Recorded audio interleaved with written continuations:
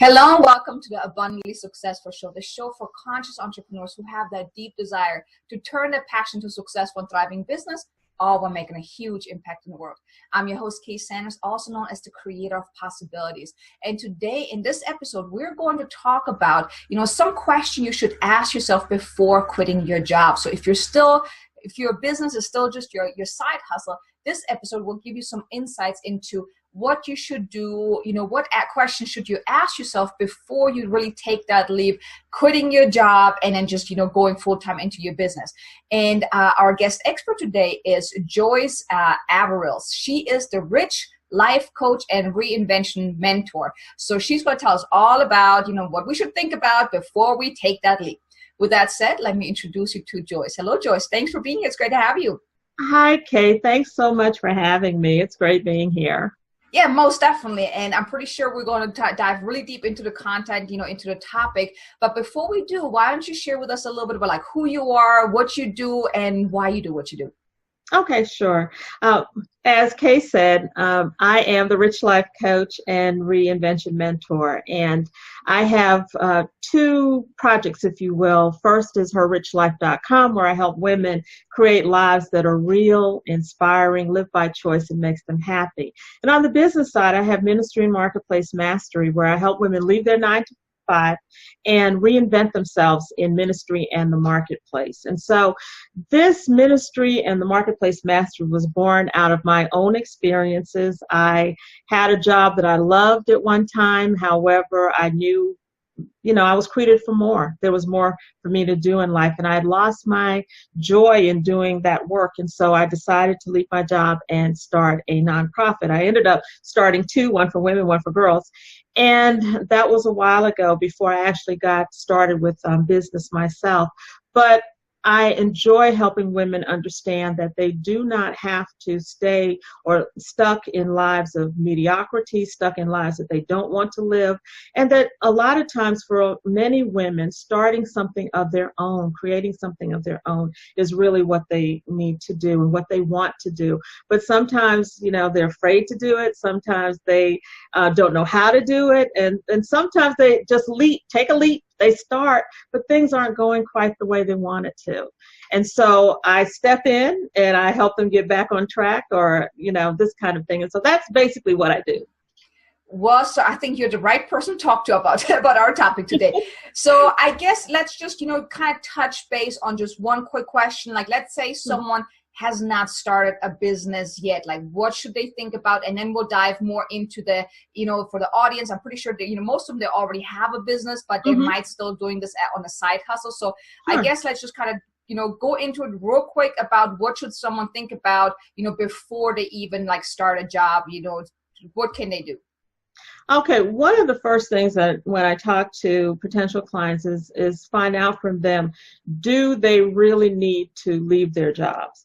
There are a lot of people who walk into their offices and they dream of being able to say to their manager or boss, I quit. I don't want to do this anymore. But before doing that, it's really important to figure out, do I need to start a side hustle? Do I need to start a business? Do I need to just change positions or maybe change careers or change the work that I'm doing? And so that's the very first thing I do when I talk to clients is let's figure out if your first step is not working anymore. And after we've got that figured out and they've decided that, yes, I do want to leave and I do want to start my business, then the next thing to look at is just how viable is that business idea. And I think, it's very important also because I think entrepreneurship is not for everyone. I mean, I've seen it so many times. They start a business, they think, I'm going to get rich real quick and I'm only going to work 4 hours a week, right? And it usually is not that way, especially in the first few years. You're going to be working more usually than in your actual 9 to 5, right? I am so glad you said that because that is the absolute truth. Is when you first start, usually you're the bottle washer, the tech person. I had my brother laughing the other day. I was on the phone. My website had gone offline for some reason, and so I had to call up my host. company, and I was on the phone for them for a long time. And I said, when I was working for someone else, I really didn't appreciate tech support. But, once you have your own, you're everything until you're able, of course, to hire people to help you. But even then, you have to then manage those people and work with those people. And so entrepreneurship is not for everybody. And I don't encourage people who aren't sure about that. It's like, well, let's test the waters a little bit. Stay with your job and start something on the side and go with that. Let's see how that works out. Yeah, I always say, I think that, entrepreneurship, that's a lifestyle. That's not just like, as an employee, you go to work, you do your hours, you come home and usually don't think about your job unless you really complain about how horrible your day was or how ridiculous those people were. But usually you don't think about it. But as an entrepreneur, I know for me, I think about my business like 24/7. Yes. Sometimes I even dream about my business. Absolutely. Absolutely. I started a Facebook Live series today, and I was thinking about it last night. I was dreaming about it. I got up this morning while I'm eating breakfast. I'm still thinking about it. And the other part to that is when you really love what you're doing, it's hard sometimes to put it aside. Mm-hmm. You're always thinking about it. And so if you start a business that you really are passionate about and something that you really feel called to do, you're going to think about it a lot. And sometimes people will leave their jobs and create another job when they start their business because they do it all the time. And there has to be some kind of balance there. You have to be able to balance it some. Mm-hmm. So I guess that brings me to, one of my first questions about, diving deeper into the topic. So what should one really consider, before they quit their job and go full-time into their business? Where I like to start is looking at just how viable is this business idea that you have. And this is true for someone who's thinking about starting a business or somebody who's in the middle of a business right now and they're not quite reaching the success they thought they were going to have. And I look at viability from two standpoints. For instance, from a personal standpoint, let me give you an example. I love to bake. That is my respite from stress. It's something that calms me down. I guess it's something about following a recipe and putting in the ingredients and stuff. It just sort of calms me down. And I love doing it. I'm passionate about it. If I thought about starting a business based on that passion, I would be one stressed out chick because it's something I enjoy. I'm passionate about it. But I don't want to be taking orders for, I might bake once a month. I might bake 4 times a month now, but to actually have to bake, I don't want to do that. And I've seen women who, for instance, I love coffee. I'm going to open a coffee shop. And then it's like, this is work. This is not what I had in mind. And so I look at it from that viability from that standpoint. Is this something that's viable for you to do on a day-to-day basis? The other part of that is from a business standpoint. Is this something that people want to give you money for? Yes, I am sure it's something people need. I am sure it's something you're passionate about, but are they going to pay you for it? And I think sometimes when starting a business, we're so excited, about putting this thing out there that we don't stop and look at the practicalities of this. If there are other people doing it, that's not a bad thing. If other people are doing, there's a market. And all you have to do is distinguish yourself in that market. How are you going to stand out? How are you going to be different? Using your personal experiences, your work experiences, your personality, all those kinds of things, you can distinguish yourself. But I think those are two things that you have to look at. How viable is this idea? And so that's the second thing I go to. Mm-hmm. And then now, at what point? So let's say, because I'm guessing like the audience that's listening, that's listening in and watching, they're already established. So they're either coaches, light workers, healers, consultants who already have been in business maybe for a few months, for a few years. Like, at what point would you consider saying, okay, now let's talk about walking away from your job? Like, what should they, at what point should they be? What should they consider to then say, you know what, I quit? Well, I would look at it this way. If you have enough resources that have been saved up for 6 months and you want to walk away, then I think that would be a good time to do so if you're making money in your business. And the other part of this is, sometimes depending on what the business is, how much money the person would be walking away from if they left their job, can this business pay you what you were making at this job? Because now you've got a lifestyle, you may have a family, you may have other obligations that just walking away and not doing, not being able to replace that income is not the answer. So I would first of all say, look at the numbers, and sometimes we don't want to do that, but look at the numbers. How much money are you making in this business? How much money do you have that you're going to be able to, even if not maintain the lifestyle that you have, at least pay your bills, buy your necessities, and be able to, continue to live in a style to which you want to live. And so those are the things that I would definitely look at the numbers and figure out, because, and I think I mentioned this a minute ago, the other thing about being in business is, and you said this yourself, it can be hard. It can be very hard. And a lot of times it can be a while before you start making money. So do you have the support? Do you have the financial support? Do you have the emotional support that's going to carry you through until you're able to start making that income that you want? Now, what would you say, what can someone do, that, is still working their full-time job and on the side trying to build a business? Do you have some tips on how can they really build up that business so they can then finally really get to the point where they can make that leap?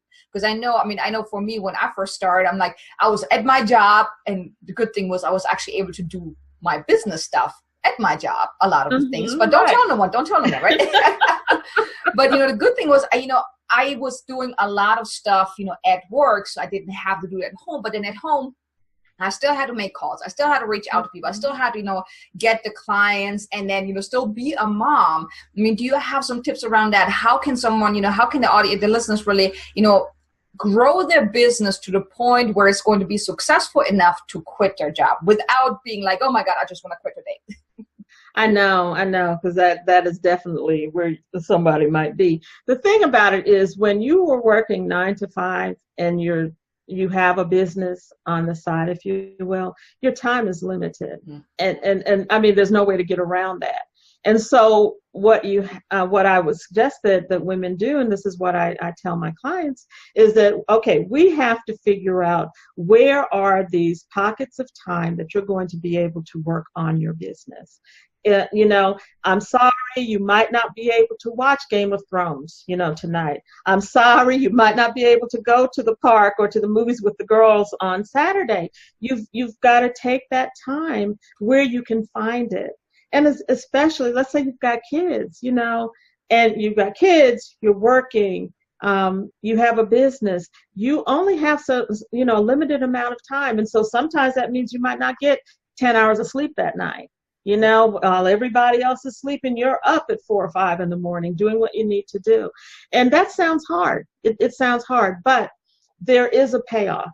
There is a payoff. And so what you have to decide is, what am I willing to do right now so that I can have the life that I want sometime in the future? And it doesn't have to be far in the future, because once you start doing something on your business or for your business every day, the time comes where you do have not only the momentum, you may have the clients, you may have the finances that you can leave your job, and you can devote as much time to your business as you want.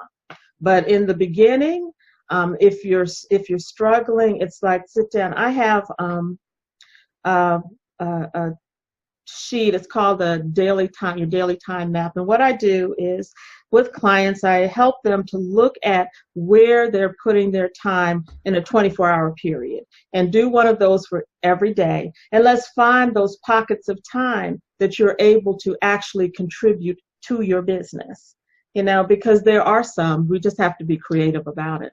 Mm-hmm. So basically, what I hear you saying is, time management is really key, especially in the beginning, but before or until you can really then quit your job. Yeah, exactly. And the other thing is, as time goes on, you're going to be able to hire people to help. Mm-hmm. So you won't have to do all these things, by yourself, and that's also going to give you more time.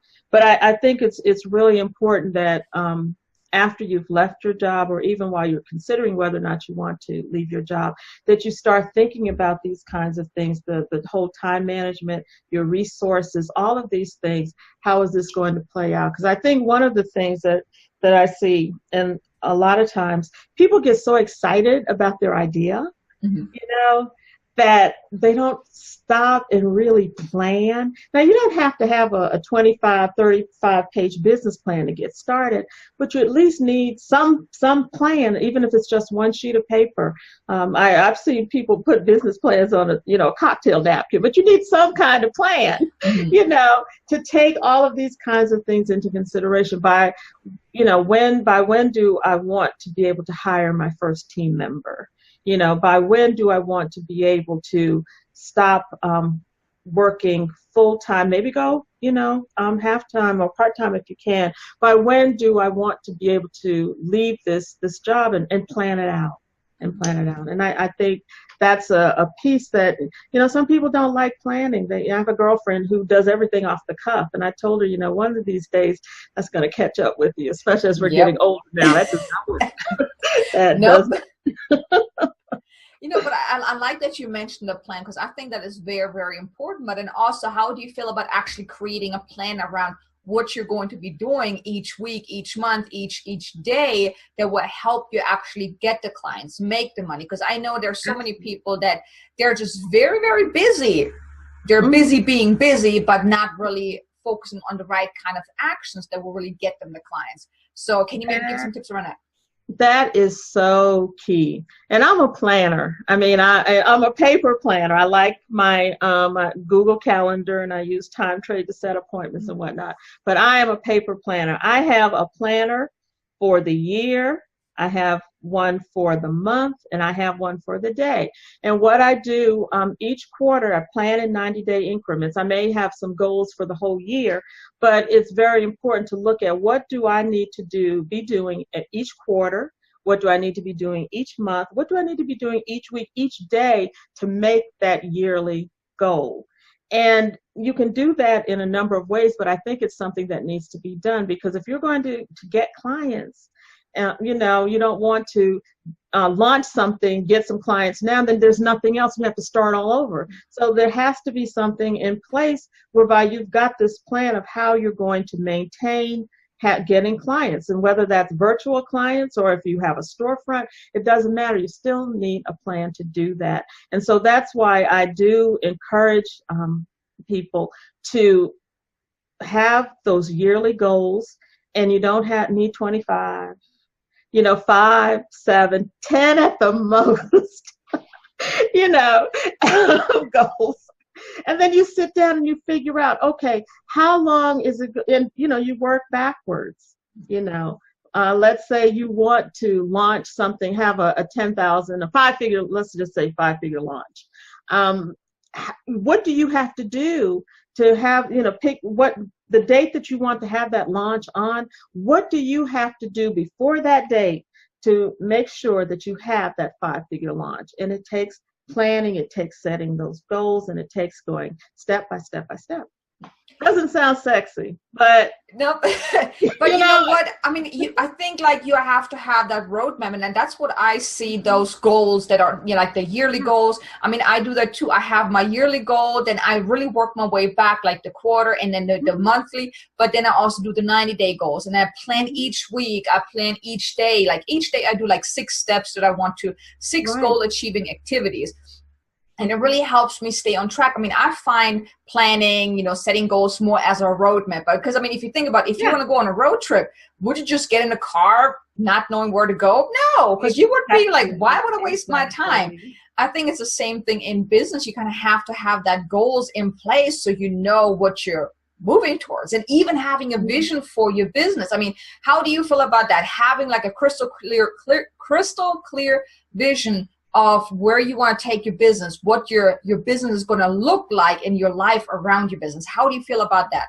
Oh, that's an absolute necessity. And for people who don't necessarily like sitting down with a calendar and plotting this out, one of the things that I suggest is that you do it with images. But it has to happen. If you're going to reach any goals you want in your business, you have got to sit down and plan this thing out. And you have to find a way to do that that's going to resonate with you, because there's not any one goal setting method that works for everybody. I don't believe. I think there are lots of different ways that you can plan these things. But the problem is that sometimes we don't want to stop and plan.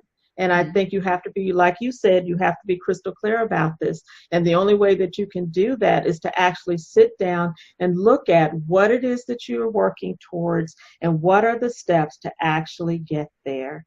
And and doing something every day in furtherance of those steps. And if you do it that way, you're going to get the clients. You're going to have the 5-figure launches. Those things are going to happen because you have planned it out, and, that's what it takes. It takes the planning and having a clear vision of where you're headed. And I believe, like, now on the mindset piece, like, when you have that clear vision, then you can actually create that. I mean, I've had a client before that, that person, he couldn't even come up with a clear vision of where he wants to take his business. And I believe that really brings up a whole lot of doubt as well. Like, well, if I can't even see it, if I don't even know what it looks like, how can I even create that? I mean, at least that's how I feel. Some of the things that I visualized really, clearly, and I then really had that feeling, I can really make that happen. And then the steps just kind of like everything started to fall in place, because I knew, I saw it in my mind's eye. I had a clear vision for my business. And then, the teachers came to me, the people that I needed to connect with came to me, the clients came to me. Everything just started to fall in place to help me create that mental vision that I already had in my mind. So I find that very, very beneficial. Now, I want to go back to, like, earlier you mentioned, let's say, planning out a launch. Now, as a brand new entrepreneur or someone that's just, been in business for a few years, oftentimes they have no clue how to have a successful launch. And, I want to, really, kid on the keyword successful launch. Because I know there are so many, things that you can learn online, how to, do a lead magnet, how to do a summit, how to do all these different things. And I see so many entrepreneurs that try to do it on their own. So they do the research. Okay, these are all the steps on how to do a paid advertising or a summit or all these different things, which is great. But I think there's one key ingredient missing: knowing how to do it effectively and successfully. And that's where the coach comes in. That's what you need to do. I mentioned when I was talking about starting my nonprofits, that was the first thing I did before I actually started going into any kind of business ideas. I launched a few nonprofits. I was passionate, had wonderful ideas, wonderful programs. And I can remember the first thing I wanted to do was a live event. It was a one-day event, and I wanted at least 50 women there. And I just knew people were going to just, once I put that topic out there, they were just going to come and fill up that room. I was going to have standing room only. And I got less than 10 people. And, it was at that point I realized I don't know what I don't know. I need some help. And it was time to get a coach. And even now, I have to have a coach. I don't know everything, and even if you have a business background, what I'm finding in today's marketplace, if you will, you still need someone who has been through this, who has done this successfully and effectively. And so you look for a coach that you resonate with, somebody who's going to support you. And not only that, but hold you accountable to do the things that you say that you want to do. And, those goals that you set for yourself for the year, a coach will help you be accountable to reaching those goals. And to be honest with you, I think that's the number one thing, because there's a lot of information you can just get off the internet. You can. You can find out how to do a launch on the internet, like you said.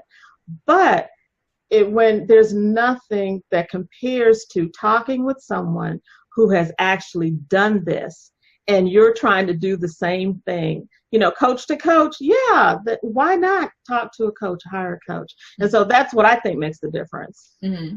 Yeah, because I mean, like going back to, the example of a launch, because there's so many pieces in there from, how do you write the effective copy? How do you, set up all the pages if you're doing a virtual launch, like with a sideways sales letter, for example.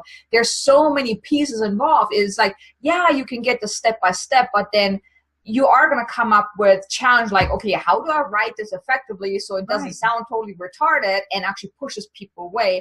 And if you've never, unless you really are a copywriter, you're not going to know. Unless you've set up like a whole system, you're not going to know. It's going to take you so much time figuring it out. But now, I mean, I know I come across so many people. Because, I mean, I work a lot with those startup coaches, the coaches that have been within the first couple of years, the entrepreneurs.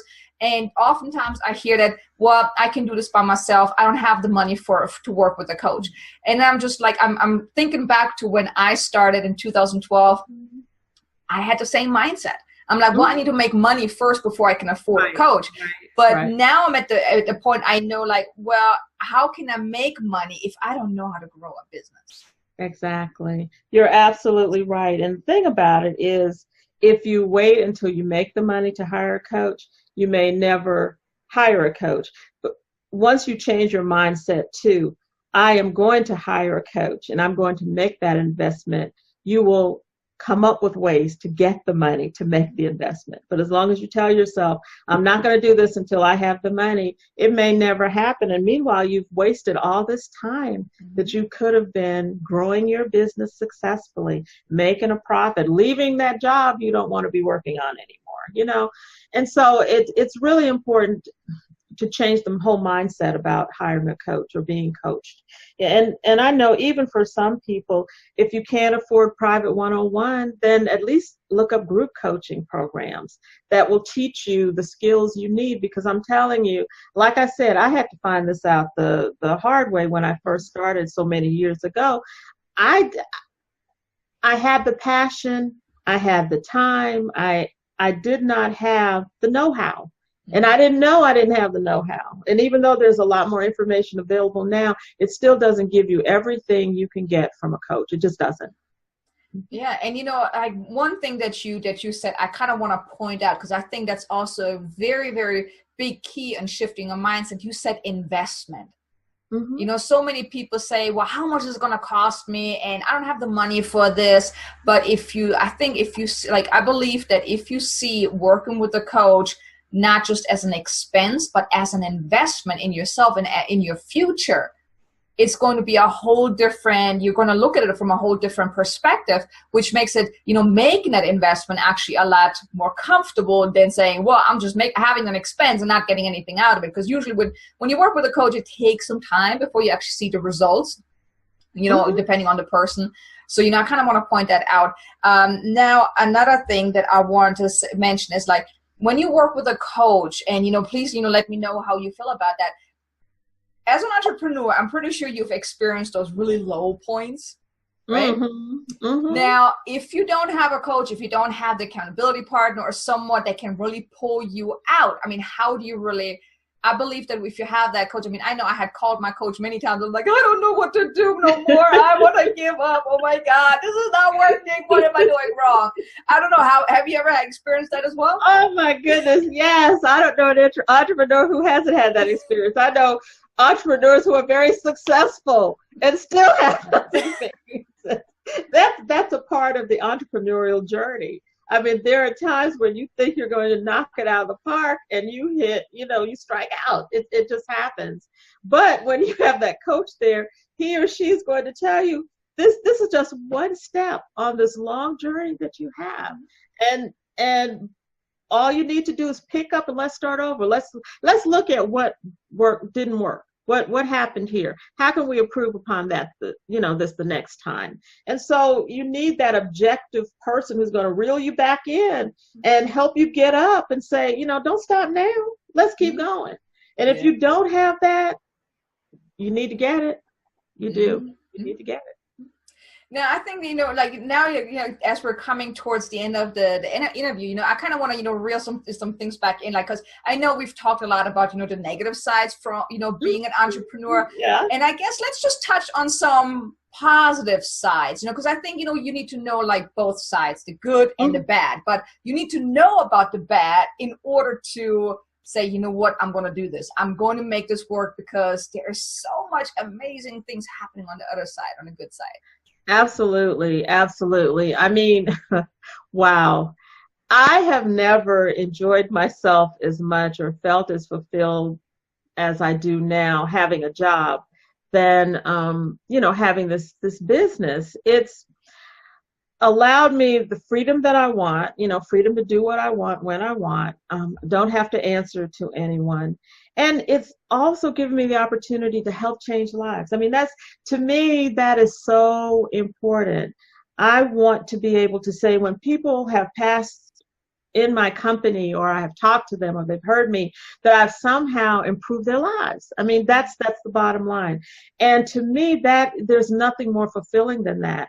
Entrepreneurship is hard, yes it is, but it is also, I think, the most fulfilling thing that you can do. I really do. I have a niece she's a junior. She'll be a junior in the fall at George Mason University, and she wants to go to law school like I did.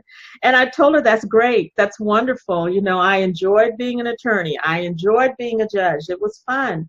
But I also want you to think about what business, if I were to go in business, what business could I do that I would enjoy, that I would help people, that I would serve, that I would live out my purpose? And she's doing that because I think it is so important to live that life that you've been dreaming about, and not just from a financial standpoint, but let's not forget, you can make more money as an entrepreneur than you can working for somebody else. Mm-hmm. If your goal is to make an unlimited income, yes, you can do that. You don't have to wait on raises. You don't have to wait on an evaluation. You have your destiny in your hands, which sounds, could sound a little corny, but it's true. It's true. And I just can't imagine going back to the workplace. I just can't. There is nothing else that I know I should be doing other than this entrepreneurial work. And so I would tell anybody who's considering becoming an entrepreneur, or who is going through a tough time right now in their business, hang in there. It is 100%, 110% worth it. It really is. Because there's nothing like it. There really isn't. There's nothing like it.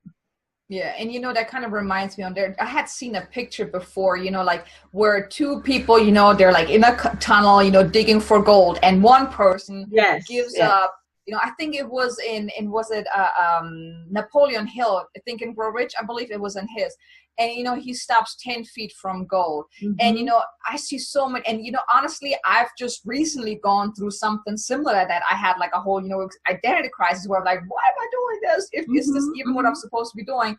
But, I really took a step back to really look at, connect with, why did I start this in the first place?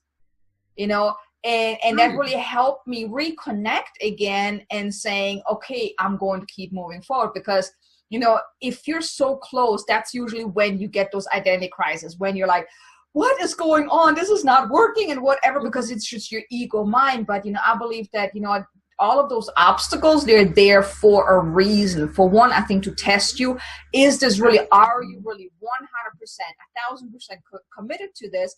Or is this just like a little flux? Because, if you're in business, you usually start that you want to be in there for the rest of your life, right? Mm-hmm. So I think, that all the obstacles it makes you who you are, who you're meant to become, to really make the big impact. And it also will help you learn the things that are not working. Because, every successful entrepreneurs, they have gone through so many obstacles, so many failures. I don't like to use the word failures. They're like lessons learned. Mm-hmm. But I've gone through so much, but they never gave up. They took what they've learned and moved forward and just made it better moving forward, right? Absolutely. I have to share with you. I recently had one of those moments. It's like, what am I doing?